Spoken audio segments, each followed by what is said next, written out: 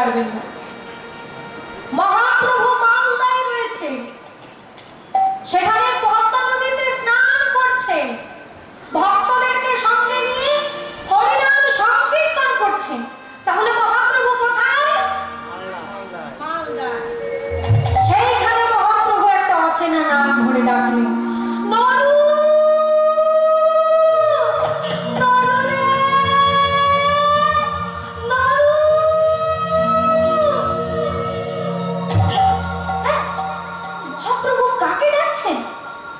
আমরা যারা ভক্ত রয়েছি, আমরা তো সবাই সবাইকে চিনি। আমাদের মধ্যে কারোর নাম তো নরু নয়। তাহলে মহাপ্রভু কাকে ডাকছেন? প্রভু, প্রভু আপনি কাকে ডাকছেন? মহাপ্রভু বললেন, আমি যাকে ডাকছি তার এখনো জন্মই হয়নি। সে কি প্রভু? যে ছেলেটা এখনো জন্মগ্রহণ করলো না, আপনি তাকে ডাকছেন? হ্যাঁ। তোমাদের স্নান হয়ে গেছে? হ্যাঁ প্রভু, আমাদের স্নান হয়ে গেছে। তাহলে তোমরা এক কাজ করো, নদীর উপরে গিয়ে একটু দাঁড়াও। আমার এই পদ্মা নদীতে একটু ব্যক্তিগত কাজ আছে।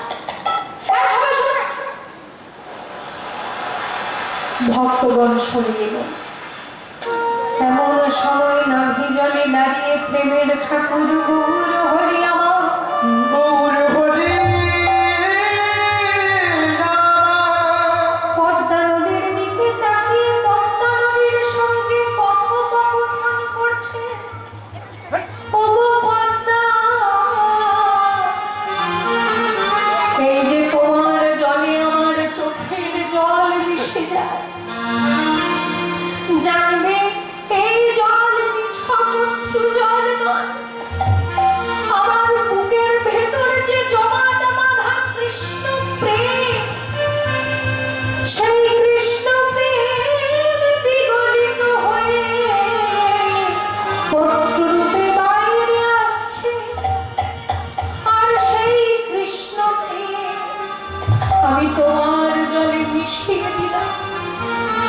নরোত্তম যেদিন তোমার জলে প্রথম স্নান করতে আসবে, আমার এই কৃষ্ণ প্রেম তুমি তাকে সমর্পণ করবে। আমার প্রেম